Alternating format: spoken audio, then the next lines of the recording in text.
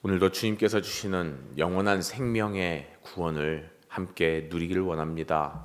그 구원을, 그 영원한 생명을 취하여 것으로 오늘도 기뻐하시는 복된 하루 되시기를 주 이름으로 축원합니다. 오늘 본문인 누가복음 18장 18절부터 30절까지의 말씀은 그 앞에 부분인 1절부터 17절까지에 이어서 하나님 나라에 합당한 자가 추구해야 할 영생이 무엇인가에 대한 예수님의 가르침에 대한 말씀입니다. 이 말씀의 세 부분으로서 나누어서 볼 수 있습니다. 먼저 첫 번째로는 18절부터 23절까지에 대한 말씀으로서 부자 관리와 예수님의 대화가 나타나 있습니다. 그리고 두 번째로는 24절부터 27절까지에 부자가 하나님 나라에 들어가기가 어렵다는 예수님 말씀에 듣는 자들이 의아해하는 반응이 나타나 있고, 마지막인 28절부터 30절까지의 말씀엔 베드로가 제자들을 대표해서 모든 것을 다 버리고 자신들이 따랐으니 그 상급이 무엇인지에 대해서 묻는 대목이 나타나 있습니다. 오늘 말씀의 제목은 이 말씀을 듣고 심히 근심하더라입니다. 이 세 부분의 말씀을 통해서 우리가 세 가지의 생각을 할 수 있습니다. 바로 영생을 얻기 위한 지혜에 관련된 내용들입니다. 세상을 살아가는 우리에게 이 지혜는 또 다른 근심이 될지 모르겠습니다. 아니, 영생을 얻는데 왜 근심이 될까요? 왜냐하면 그 영생을 얻기 위해서 우리가 내려놓아야 할, 포기해야 할, 도리어 모든 것을 버려야 할 것들이 있기 때문입니다. 그리고 그를 통해서 이루어지는 하나님의 역사를 바라보아야 합니다.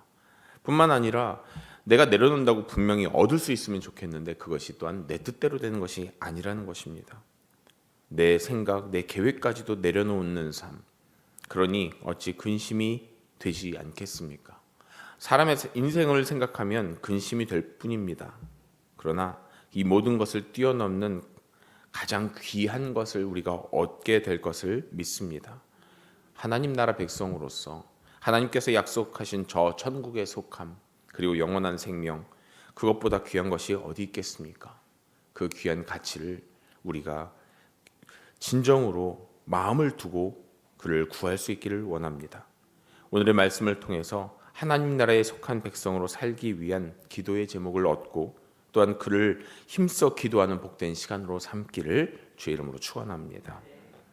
첫째로, 영생을 얻으려면 가장 소중한 것도 내려놓을 수 있어야 합니다. 영생을 얻으려면 가장 소중한 것도 내려놓을 수 있어야 합니다. 오늘 말씀의 부자 관리는 예수님을 선한 선생님이여 라고 부르며 물음을 시작합니다. 본문 18절 말씀입니다. 내가 무엇을 하여야 영생을 얻으리이까? 왜 선한 선생님이여 라고 불렀을까요? 자신에 대해 좋은 대답을 얻기 위한 기대가 있었기 때문입니다. 그러나 예수님은 단호하게 답하십니다. 19절 말씀에 내가 어찌하여 나를 선하다 일컫느냐? 하나님 한 분 외에는 선한 이가 없느니라. 사실 칭찬을 기대하며 물었을 것입니다. 그런데 예수님은 그 기대와는 전혀 다른 방향으로 답을 하십니다. 그 부자 관리의 의도를 아셨기 때문입니다. 자신의 선함을, 자신의 의를 인정받고자 했었던 그의 생각을 아셨기에 하나님만이 선하시다 말씀하십니다. 이어 예수님은 10계명 중 5계명부터 10계명까지에 대해서 다시 한번 언급하십니다. 그런데 흥미로운 것은 그 순서가 좀 다릅니다. 오늘 본문 20절 말씀입니다. 간음하지 말라, 살인하지 말라, 도둑질하지 말라, 거짓 증언하지 말라, 내 부모를 공경하라 하였느니라. 이렇게 순서가 다르게 말씀하신 이유가 무엇이겠습니까? 예수님께서 부자 관리의 마음의 중심이 무엇이었는지를 알고 계셨기 때문입니다. 바로 돈입니다. 자신의 소유입니다. 위에 언급된 이 계명들 순서는 바로 물질을 삶의 우선순위로 둘 경우 넘어지기 쉬운 유혹들의 순서입니다. 그러자 부자 관리는 자신은 어릴 때부터 다 지켰다고 답합니다.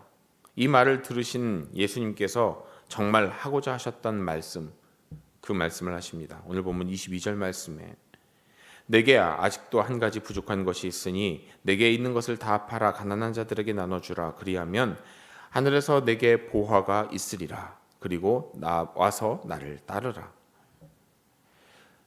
예수님의 말씀은 부자 관리의 가장 큰 급소를 찌르는 것과 같은 말씀입니다.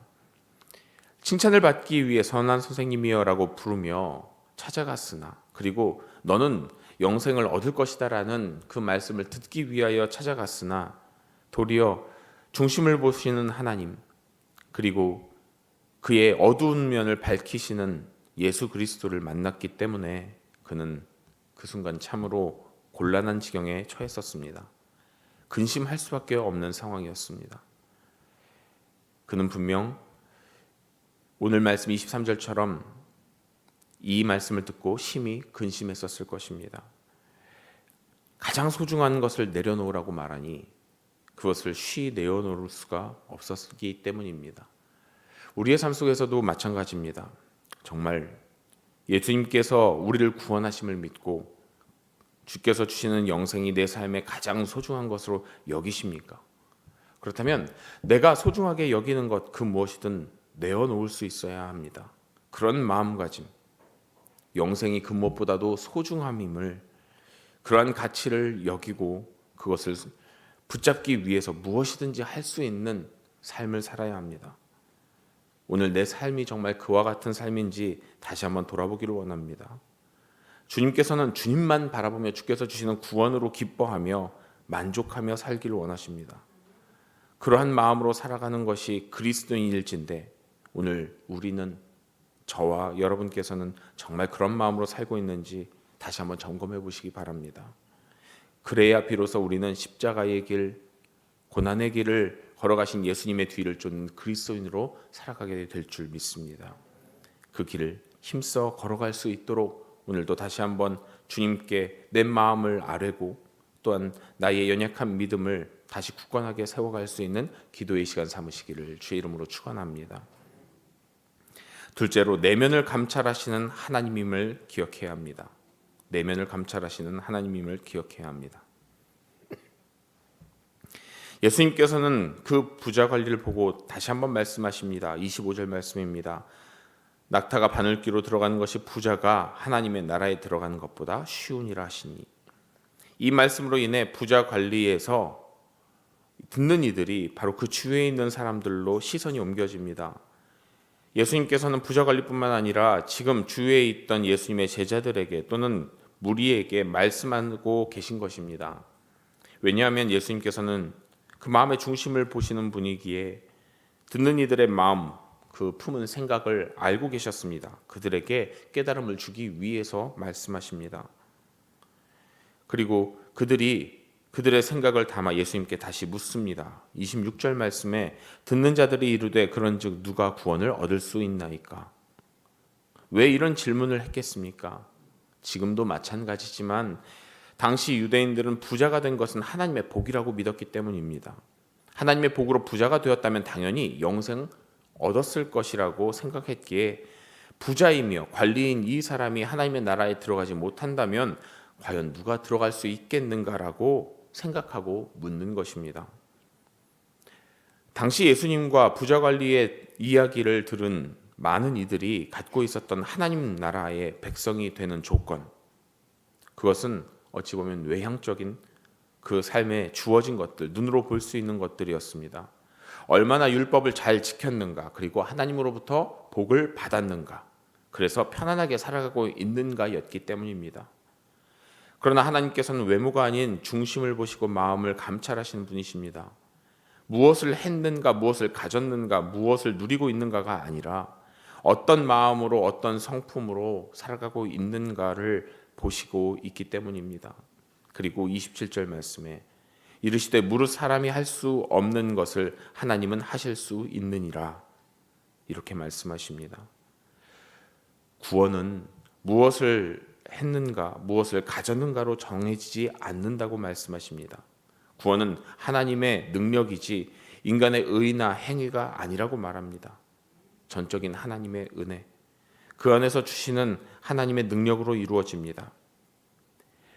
그것을 바라보는 우리의 마음과 우리의 시선이 어떻습니까?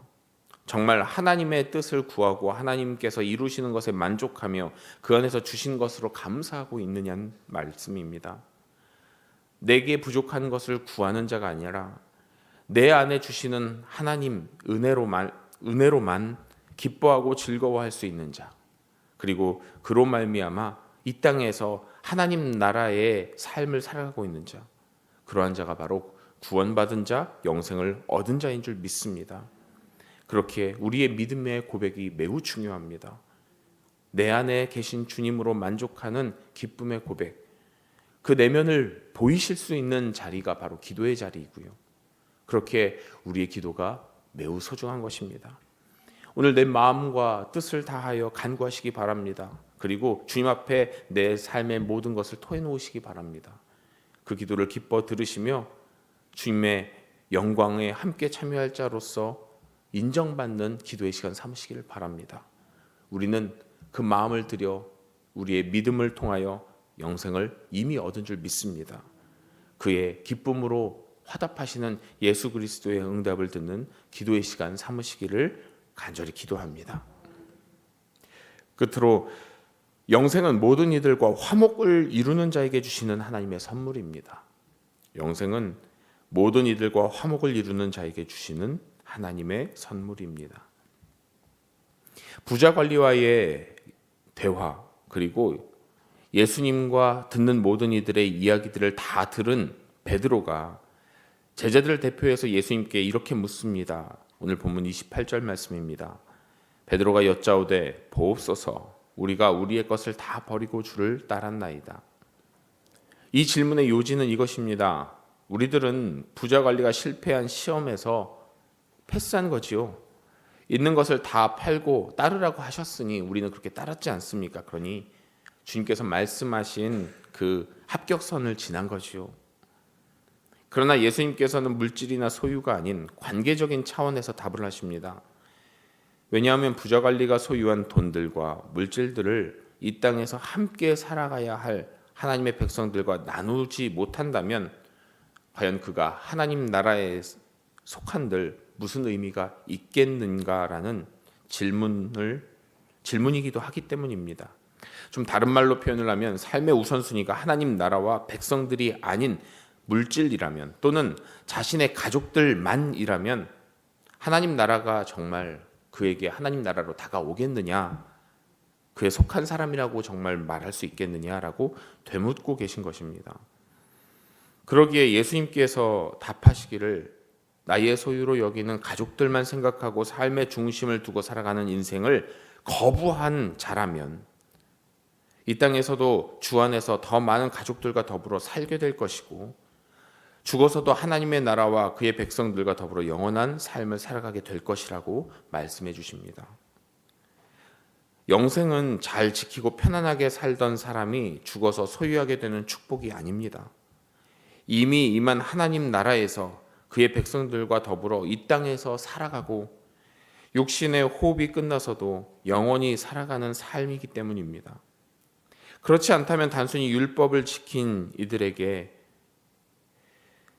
주시는 삶의 보답이 그냥 그렇게 살아간 것이 영생이라면 이는 한 개인의 소유일 뿐, 그의 노력에 대한 결과일 뿐, 하나님의 통치 속에 주어진 자녀로서의 살아가는 하나님의 은혜가 아니기 때문입니다. 그렇게 우리는 잊지 않기를 원합니다. 중심을 보시는 하나님께서 우리의 소유가 무엇인지가 관심이 있는 것이 아니라 하나님 나라에 속한 백성으로 합당하게 살아가고 있는가, 그 백성으로서 함께 더불어 살아가고 있는가, 우리의 모든 삶이 하나님의 뜻에 이루어지고 있는지를 보시는 분이시라는 것입니다. 내 마음을 다해서 서로 사랑하고 그 안에서 이 땅에서의 모든 일들 속에 오직 하나님만 가치를 두고 주님만을 사랑하며 주님께서 허락하신 은혜를 기뻐하며 내 삶의 모든 것을 들여 주의 뜻을 이루고 있는지를 보시는 분이십니다. 이것이 말 그대로 조건은 아니고요. 이렇게 했을 때 보답으로 주시는 것이 구원, 영생이 아니고요. 그런 자에게 거저 주시는 하나님의 은혜입니다. 왜 은혜냐 말한다면 이렇게 꼭 해야만 주시는 것, 그렇지 않는 것으로 말할 수 있는 것이 아니라 이미 주시도록 약속하셨으되 그러한 자에게 더하시는 축복이 은혜입니다. 우리는 멸망할 수밖에 없는 존재들 아닙니까? 그런데 그 안에서 넘치도록 주시는 은혜 가운데 더하심의 은혜가 있습니다. 생명의 은혜, 영생의 은혜입니다. 다시 한번 말씀드립니다. 영생을 소유하고 싶다면 영생은 쟁취하는 것이 아닌 선물로 받는 것입니다. 그 선물을 받은 이가 기뻐하는 자라고 여긴다면, 하나님께로 속한 자라고 여긴다면 우리는 그에 합당한 삶을 살아가야 될 것입니다. 받은 존재라면 그 받은 존재로서 살아가야 할 모습, 그것이 바로 세상과 주님과 화목해 하는 모습입니다. 이미 받았답니다. 받은 존재로서 살아가기를 원합니다. 세상과 화목을 이루는 존재로서 살아가기를 원합니다. 그것이 예수님께서 가르치신 하나님 나라에 속한 백성 영생을 누리며 사는 자입니다. 그렇게 생각하니 어찌 근심하지 않겠습니까? 자신은 받았노라라고 얘기하고 싶었던 이 부자 관리, 그리고 많이 모여있던 모든 사람들, 심지어는 베드로를 비롯한 제자들까지도 그들이 받을 수 있겠노라라고, 받았노라라고 듣고 싶은데 그것이 아니라 받은 자는 이렇게 살아라라고 말씀하고 계신 것입니다.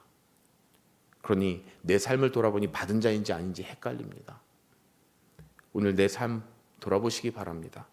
영생을 받았다면, 그것을 내 것으로 삼았다면 우리는 이미 주님께서 원하시는 뜻을 이루며 세상 모든 사람들과 화목을 이루고 주의 사랑을 나누며 살아가고 있을 것입니다.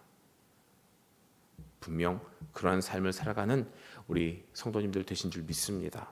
오늘도 영생을 이미 누리고 있는 자로서 살아가는 복된 삶 되시기를 주의 이름으로 축원합니다. 기도하겠습니다.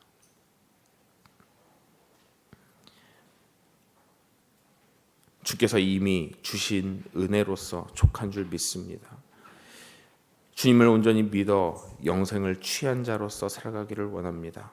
내가 정말 받은 자인지 아닌지 증명할 것이 있으니 내가 주의 주신 것으로 이 모든 것을 드려 주님과 그리고 세상과 화목한 인생을 살아가게 되는 것이 바로 내가 영생받은 증거인 줄 믿습니다. 그 은혜로 살아가기를 원합니다. 지금에 있는 내 마음에 가장 소중한 것, 그 모든 것까지도 주께서 기뻐 쓰시기를 원하며 내어드리는 심정이 바로 오늘 나의 기도의 마음인 줄 믿사오니 아버지께 드립니다. 받아 주옵소서. 또한 그와 같은 고백을 드리기 원하여 귀한 예물 드립니다. 아버지께서 받으시고 많은 이들의 구원과 또한 화목과 평강을 위하여 사용하시기를 원합니다. 기뻐 받아 주옵소서. 오늘도 드리는 이 모든 것을 기뻐하시고 또한 나의 손길로 말미암아 이 연약하고 부족한 손길로 말미암아 주님의 구원의 역사가 일어날 것을 믿사옵고 받으신 줄 믿고 감사하며 예수 그리스도의 이름으로 기도합니다. 아멘.